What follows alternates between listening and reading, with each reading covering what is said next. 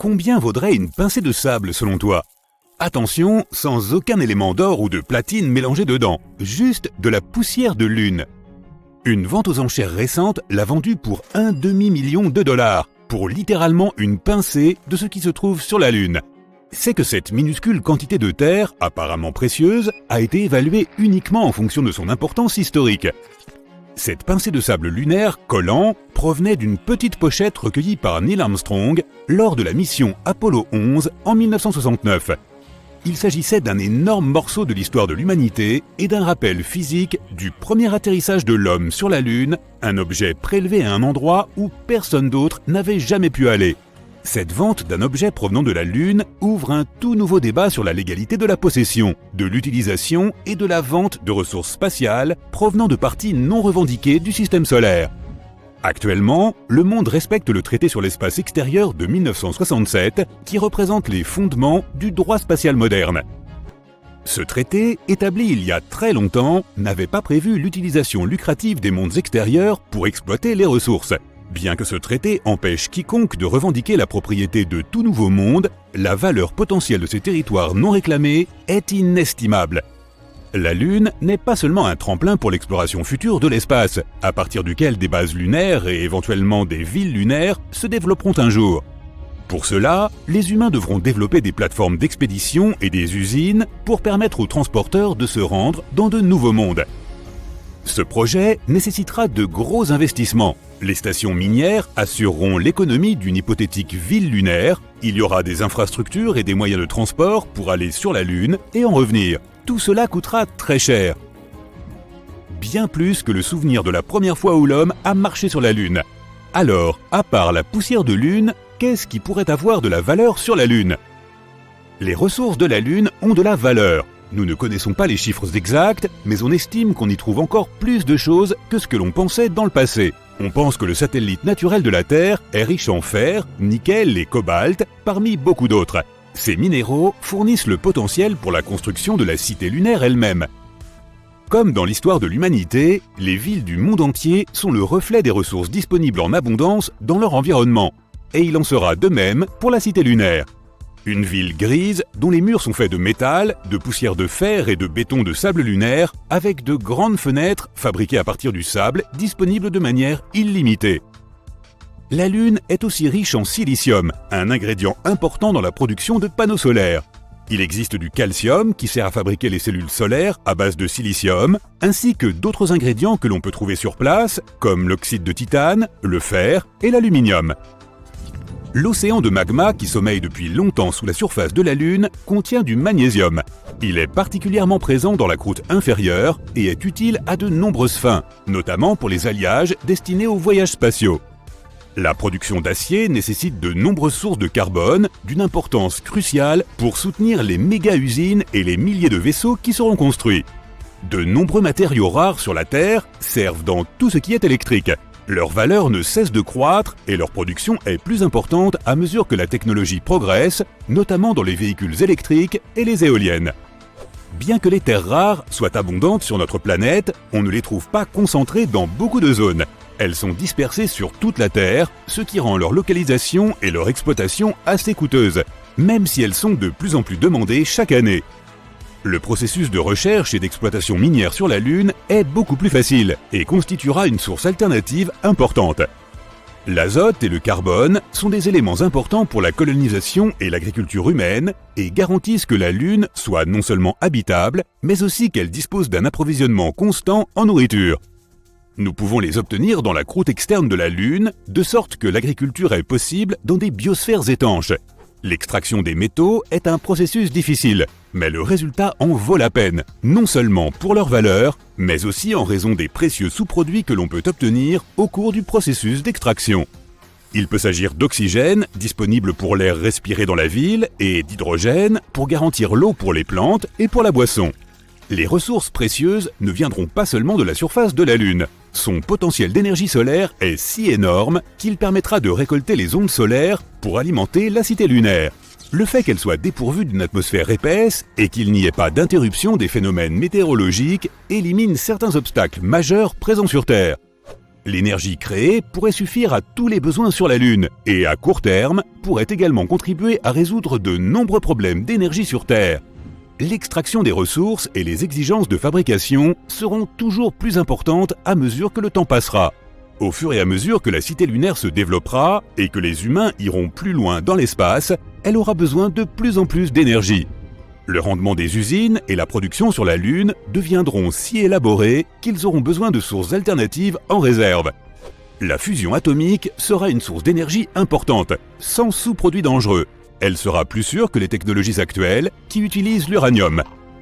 Pour alimenter ce type de fusion, il faut la ressource la plus précieuse de toutes celles que l'on trouve sur la Lune, l'hélium-3. Celui-ci n'est pas seulement présent sur la Lune, on le trouve aussi sur Terre, mais sa quantité est super limitée ici, en raison du puissant champ magnétique de notre planète. Ce dernier permet à la vie de se développer sur Terre, mais en même temps, il dévie les vents solaires du Soleil, ce qui rend difficile la production d'hélium-3. La Lune n'a pas de champ magnétique et absorbe les vents solaires depuis des milliards d'années, ce qui lui a permis de produire une réserve inépuisable d'hélium-3. Elle absorbe les vents dans la couche supérieure de matière solide de la Lune, connue sous le nom de régolithe. Le régolithe est réparti sur toute la Lune, ce qui rend l'extraction de l'hélium-3 encore plus précieuse. L'extraire impliquerait aussi d'extraire tous les autres minéraux précieux dans le processus. C'est en fait faire d'une pierre lunaire deux coups. La valeur de l'hélium-3 est si importante que de nombreux pays et entreprises sont déterminés à s'implanter sur la Lune. La valeur de ce seul élément se chiffre en billions de dollars. Certaines personnes pensent que les opportunités que l'hélium-3 offrira à l'humanité sont incommensurables. Il y aura une énergie illimitée qui fournira des millions d'emplois à la cité lunaire. Cette énergie répondra également aux besoins de la Terre. Seulement 25 tonnes d'hélium-3 pourraient alimenter les États-Unis pendant une année entière. Cette ressource permettra d'alimenter toute la Terre durant des milliers d'années et de disposer de suffisamment d'énergie pour guider les humains plus loin dans l'espace. Elle permettra de construire des ports spatiaux autour de la Terre et d'effectuer un voyage plus efficace de la Terre vers l'orbite. À partir de là, les personnes seront transférées dans des navettes destinées à d'autres endroits du système solaire. La durée des vols spatiaux sera considérablement réduite, ce qui permettra de réaliser des vols plus fréquents vers Mars. D'autres ports seront érigés autour de son orbite, permettant à de nouvelles colonies de résider à sa surface. Les colonies minières, qui bénéficieront d'une énergie inépuisable, s'étendront sur toute la planète rouge, dont le sol rouge recèle de précieuses ressources. Ce nouvel âge de la colonisation dans le système solaire provoquera un effet domino, car il continuera à aller de l'avant, progressant avec chaque génération de vaisseaux développés. Les voyages deviendront de plus en plus efficaces, car l'hélium-3 contribuera à faire progresser la technologie des vaisseaux spatiaux. Des avant-postes de toutes sortes se développeront sur les lunes de Jupiter et de Saturne, que ce soit pour rechercher une éventuelle possibilité de vie sur Europe ou Encelade, un de ses satellites naturels, ou pour continuer la production de ressources précieuses à chaque endroit. La Lune continuera à trouver des moyens de fournir l'énergie nécessaire à la terraformation de nouveaux mondes. Elle contribuera au réchauffement de Mars et à l'alimentation d'un champ magnétique artificiel. Cela contribuera aussi à la construction d'un grand réflecteur qui sera capable de refroidir Vénus. Tous ces éléments serviront de base à la création d'autres lieux habitables pour les générations futures d'humains. Tout cela grâce à cette source initiale d'énergie provenant de la Lune. Il est difficile de donner un prix global à la Lune, même si l'on sait que l'exploitation de ces ressources a une valeur. La vraie valeur de la poussière de Lune ne peut pas être déterminée par un chiffre monétaire, mais par son potentiel d'influence sur ce que les humains peuvent créer à mesure que nous progresserons en tant qu'espèce. Il fait nuit dehors, presque 2 heures du matin. Tu sors regarder le ciel, et voici la Lune, brillante et pleine. Tu penses peut-être en savoir beaucoup sur le satellite naturel de la Terre, mais laisse-moi te poser la question suivante. Comment s'est-elle formée ? La réponse est que personne ne le sait. Mais bien sûr, il existe quelques théories. La plus répandue, appelée hypothèse de l'impact géant, affirme que la Lune se serait formée lors d'une collision entre la Terre et une autre planète. Cette planète devait être plus petite que la nôtre, approximativement de la taille de Mars. La collision elle-même se serait probablement produite il y a environ 4,5 milliards d'années. Une autre théorie dites de la capture avancent que la Lune était un astéroïde ou un autre corps errant. Elle se serait formée quelque part dans le système solaire et en passant près de la Terre, aurait été happée par la gravité de notre planète. Sauf qu'il y a un hic. Notre planète et la Lune présentent des similitudes isotopiques et chimiques remarquables. Elles doivent donc avoir une histoire commune, ce qui signifie que la Lune n'a pas pu être créée ailleurs. D'autres experts pensent qu'à un moment donné de son lointain passé, la Terre tournait si vite qu'une partie de sa matière se serait détachée. Elle se serait rapidement mise en orbite autour de notre planète et c'est ainsi que la Lune serait apparue dans le ciel. Mais là encore, il y a un problème. Dans ce cas, le type de minéraux présents sur la Lune ainsi que leurs proportions devraient être les mêmes que sur Terre. Or, il existe de légères différences. La Lune est riche en matériaux qui se seraient formés très rapidement à haute température. Il existe une autre théorie, sans doute la moins passionnante. Elle prétend que le satellite naturel de la Terre pourrait être tout simplement apparu en même temps que la Terre lors de sa formation. Mais aujourd'hui, une question plus pressante préoccupe les astronomes. La Lune est-elle vraiment le satellite de la Terre, ou s'agit-il de deux planètes jumelles ? La Lune est de taille conséquente par rapport à notre planète. Elle représente environ un quart de la taille de la Terre. C'est pourquoi certains experts qualifient notre système planétaire de planète double. Mais à quel point est-ce exact ? Pour le savoir, il faut d'abord définir le mot « planète ». Selon l'Union astronomique internationale, une planète est un corps spatial en orbite autour d'une étoile, suffisamment massif pour avoir une forme presque ronde grâce à sa gravité et qui a dégagé la région autour de sa propre orbite. Maintenant, qu'est-ce qu'un satellite ? Il s'agit d'un corps spatial en orbite autour d'un corps plus grand. Si nous prenons le système Terre-Lune, son centre de gravité appelé le barycentre se trouve à l'intérieur de la Terre. C'est pourquoi, à l'heure actuelle, nous ne pouvons pas vraiment dire que nous vivons dans un système de planètes doubles. D'après cette définition, la Lune est donc le satellite de notre planète. Revenons un peu en arrière, il y a 3 ou 4 milliards d'années. Même si la Lune n'était pas une planète, elle possédait très probablement une véritable atmosphère. Elle se serait formée au moment où de puissantes éruptions volcaniques secouaient notre satellite. Des gaz se sont ainsi répandus sur toute la surface de la Lune, et cela s'est passé si vite qu'ils n'ont pas eu le temps de s'échapper dans l'espace. À cette époque, la surface lunaire était constellée de bassins remplis de basalte volcanique. Imagine d'énormes panaches de magma projetés dans les airs, retombant sur le sol et créant des coulées de lave. C'est ainsi que ces bassins de basalte sont apparus à la surface de la Lune. Au retour d'Apollo 11, les scientifiques ont enfin pu mettre la main sur des échantillons rapportés de notre satellite. Ils ont découvert que les coulées de lave y contenaient non seulement du monoxyde de carbone et du soufre, mais aussi les éléments constitutifs de l'eau. Grâce à ces échantillons, les chercheurs ont pu calculer la quantité de gaz qui s'est élevée pour former cette atmosphère. Elle était la plus dense il y a environ 3,5 milliards d'années et aura persisté pendant environ 70 millions d'années. Après quoi, elle s'est dispersée dans l'espace. Mais le plus surprenant, lorsque la Lune avait une atmosphère, elle était également 3 à 10 fois plus proche de notre planète.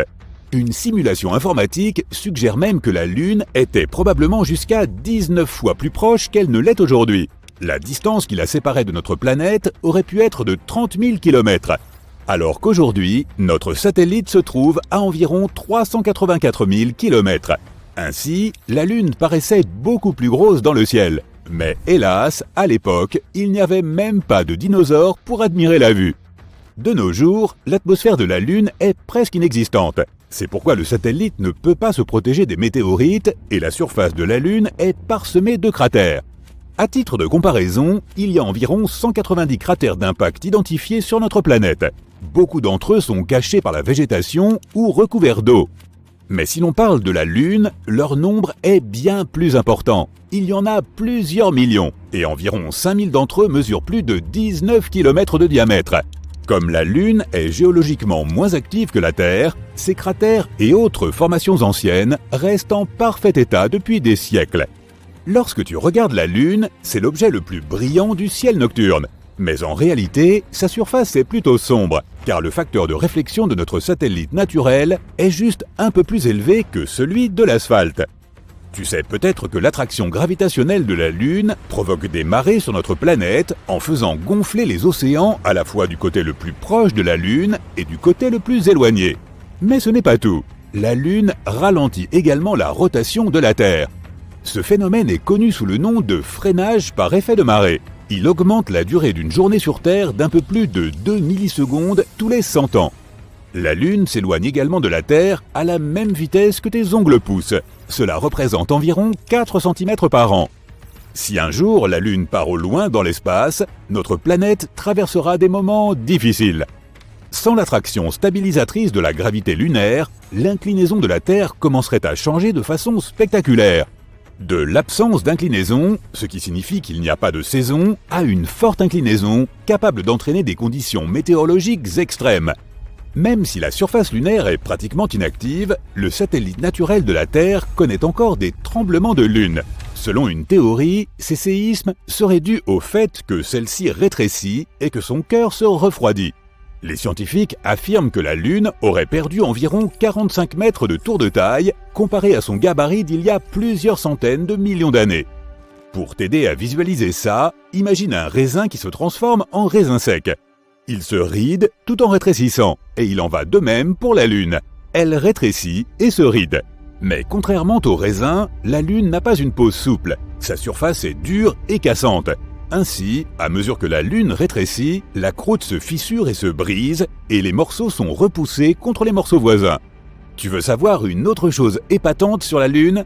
Une étude récente affirme qu'elle aurait eu une queue, et chaque mois, celle-ci s'enroule autour de notre planète comme une écharpe.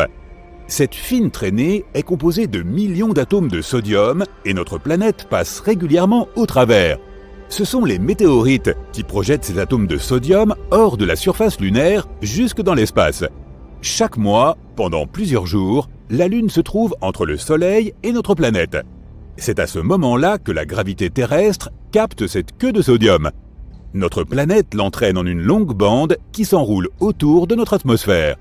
Cette queue lunaire est totalement inoffensive. Elle est également invisible à l'œil humain, soit 50 fois moins lumineuse que ce que nous sommes capables de percevoir. Mais en de rares occasions, de puissants télescopes peuvent repérer sa faible lueur jaunâtre dans le ciel. Cette queue ressemble à une trace lumineuse dont le diamètre est 5 fois supérieur à celui de la pleine Lune. Et maintenant, crois-le ou non, mais il y a 2 ou 3 ans, un astéroïde a été attiré dans l'orbite de la Terre et a commencé à tourner autour de notre planète. Même s'il n'était pas plus gros qu'une voiture ordinaire, il s'agissait d'un événement important. Sur plus d'1 million d'astéroïdes connus des astronomes, ce n'était que le 2e à orbiter ainsi autour de la Terre. Baptisé 2020 CD3, il aura été notre mini-lune temporaire. Mais il n'est pas resté longtemps dans les parages. La Lune est le voisin spatial le plus proche de la Terre et son seul satellite naturel. Elle s'est probablement formée alors qu'un énorme objet de la taille de Mars s'est écrasé sur notre planète il y a des milliards d'années. Cette catastrophe a transformé la Terre en une boule brûlante de roches en fusion. Elle a aussi propulsé des matériaux sur son orbite, créant ainsi la Lune. Aujourd'hui, cette sphère fortement cratérisée se déplace autour de notre planète. Cela provoque, entre autres, des marées autour du globe. Faisant un peu plus du quart de la taille de la Terre, c'est le 5e plus grand satellite naturel du système solaire. La Lune a plusieurs phases, telles que nouvelle Lune, pleine Lune, premier et dernier quartier. Mais quel que soit son aspect, tu peux toujours la trouver dans le ciel nocturne et parfois même pendant la journée. Mais imagine que tu te réveilles la nuit et que tu remarques que la Lune a l'air un peu différente que d'habitude. Elle semble plus brillante et plus grosse. C'est à peine perceptible, surtout si tu es à moitié endormi. Tu retournes te coucher sans réaliser qu'au lieu de la Lune, c'est Mercure que tu viens de voir. De près, cette planète, la plus proche du Soleil, ressemble à notre satellite naturel. Sa surface est jonchée de cratères laissés par des roches spatiales. Mercure fait environ 2/5 de la taille de notre planète, mais elle est tout de même un peu plus grande que la Lune. C'est pourquoi la planète aurait une plus grande influence sur la Terre. Les nuits seraient plus lumineuses, les marées hautes seraient plus hautes et les marées basses seraient, tu l'as deviné, plus basses. Le cycle lunaire, c'est le temps dont a besoin la Lune, ou plutôt Mercure dans ce contexte, pour passer par toutes les phases, serait plus court de 14 heures. Mais dans l'ensemble, un tel remplacement n'aurait pas de conséquences drastiques pour notre planète.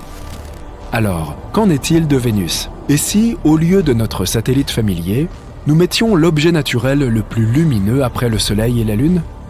On l'appelle souvent la planète sœur de la Terre, car leur masse et leur taille sont presque les mêmes. Vénus serait aussi grande dans notre ciel que la Terre est apparue aux astronautes d'Apollo lorsqu'ils l'ont regardée depuis la surface de la Lune. L'étoile du Berger serait beaucoup plus lumineuse que la Lune, car la planète réfléchit 6 fois plus de lumière solaire. De plus, elle occuperait une surface au moins 16 fois plus grande. C'est pourquoi les nuits sur Terre seraient aussi lumineuses que les premières lueurs de l'aube. Si tu regardais Vénus, tu verrais de vagues motifs tourbillonnants dans la couverture nuageuse blanc-jaunâtre de la planète. Vénus ne deviendrait pas le satellite de la Terre. Les deux planètes orbiteraient probablement autour de leur centre de masse commun et cette orbite serait assez excentrique. Mais si Vénus se déplaçait à la même vitesse que la Lune actuellement, les deux planètes s'écraseraient l'une contre l'autre dans un avenir proche.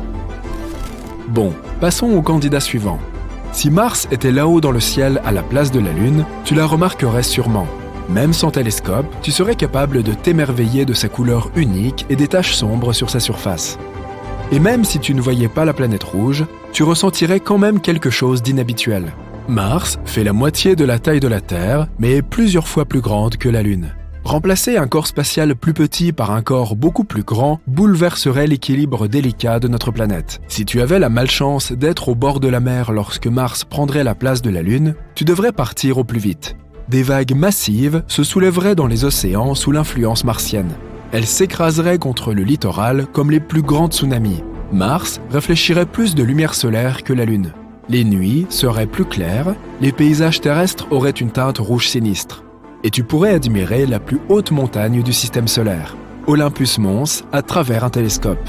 Mars n'est pas assez grande pour changer radicalement l'orbite de la Terre. Mais avec le temps, les deux planètes commenceraient probablement à se mettre en orbite l'une autour de l'autre, créant ainsi un système de planètes binaires. Et comme Mars serait littéralement la porte à côté, les voyages vers cette planète deviendraient une réalité. Bon, maintenant, passons à une autre échelle. Si Jupiter remplaçait la Lune, la Terre en tant que planète indépendante n'existerait plus. Elle se transformerait instantanément en une autre lune de la plus grande planète du système solaire. Le seul point positif de cette transformation, les gens auraient une vue imprenable. Jupiter est des dizaines de fois plus grande que la Lune. Une sphère gigantesque, magnifiquement rayée, couvrirait presque tout l'horizon. Si tu avais le temps d'apprécier le spectacle, tu verrais des nuages jaunes, bruns, rouges et blancs flottant dans l'atmosphère de Jupiter. Malheureusement, l'attraction gravitationnelle de la géante gazeuse provoquerait instantanément de graves tremblements de terre, des éruptions volcaniques et des tsunamis. Le manteau et la croûte de la Terre seraient attirés vers Jupiter, ce qui ferait éclater notre planète. Elle serait étirée et comprimée avec une telle force que sa surface serait bombée d'avant en arrière de plus de 100 mètres. Malheureusement, la vitesse de la Terre ne représente que 10% de la vitesse nécessaire pour que nous restions dans l'orbite de Jupiter. C'est pourquoi notre planète trop lente s'écraserait sur la géante gazeuse en moins d'un jour. Bon, on abandonne cette option. Maintenant, si Saturne devait remplacer la Lune, ce serait un spectacle incroyable. La planète est plus de 35 fois plus grande que notre satellite. Cela signifie que le globe doré géant couvrirait 18 degrés du ciel. Et ses anneaux s'étendraient encore plus loin, d'un horizon à l'autre. La Terre serait un peu plus éloignée de la géante gazeuse que sa propre lune Dionée. Et comme Saturne est bien plus massive que notre planète, la Terre se transformerait en son satellite, et non l'inverse. Malheureusement, la vitesse de rotation de la Terre ne serait, encore une fois, pas suffisante pour suivre le rythme, et nous nous écraserions très probablement sur la planète en un jour ou deux. Mais avant de brûler dans l'atmosphère de Saturne, nous devrions traverser ces magnifiques anneaux. Ils sont constitués de morceaux de comètes, d'astéroïdes et de lunes brisées. Ce serait un exploit d'arriver à passer à travers ces débris spatiaux. De plus, notre planète devrait éviter les lunes de Saturne. Or, il n'y en a pas moins de 53. Mais que se passerait-il si la chute n'avait pas lieu et que la Terre se transformerait en la 54e lune de Saturne? Alors, l'attraction gravitationnelle de la géante gazeuse entraînerait des déplacements tectoniques massifs sur tout le globe. Il déchirerait la croûte de la planète jusqu'à ce qu'il ne reste plus rien. Ok, ça ne va pas non plus. Uranus et Neptune sont toutes deux des géantes de glace. Ces planètes sont de la même taille, plus grandes que la Terre, mais plus petites que Saturne et Jupiter. Elles ont toutes deux un intérieur glacé, une atmosphère profonde et une couleur similaire. Un très beau bleu-vert. Terre. Si l'une de ces planètes remplaçait la Lune, les conséquences seraient les mêmes. Alors, jouons à pile ou face. Ok, ce serait Neptune que tu verrais un jour dans le ciel. Neptune est 14 fois plus grande que la Lune. La planète ressemblerait à une montgolfière bleu vif dans le ciel, non seulement la nuit, mais aussi le jour. Elle semblerait être 15 fois plus grande que le Soleil. Si tout le reste restait identique, une éclipse solaire semblerait se poursuivre pendant des siècles. Une fois que le Soleil aurait disparu derrière le bord de Neptune, notre planète serait plongée dans l'obscurité totale pendant pas moins d'1 heure et demie. Neptune a une masse 17 fois supérieure à celle de la Terre, et sa force gravitationnelle est beaucoup plus forte. C'est pourquoi notre planète se retrouverait à jouer le rôle du satellite encore une fois. Elle orbiterait autour de Neptune un peu plus loin que sa propre plus grande lune, Triton. Au fait, il y aurait un grand risque que la Terre entre en collision avec ce corps spatial. Mais supposons que nous ayons la chance de ne pas croiser les satellites de Neptune. Même ainsi, nous aurions plus qu'assez de problèmes à gérer. Les marées sur notre planète deviendraient 1000 fois plus puissantes que celles causées par la Lune. La force gravitationnelle de Neptune ne déchirerait pas la Terre, mais elle réchaufferait notre planète. L'activité sismique augmenterait, déclenchant des tremblements de terre et des éruptions volcaniques. Et probablement aussi la fin d'Internet.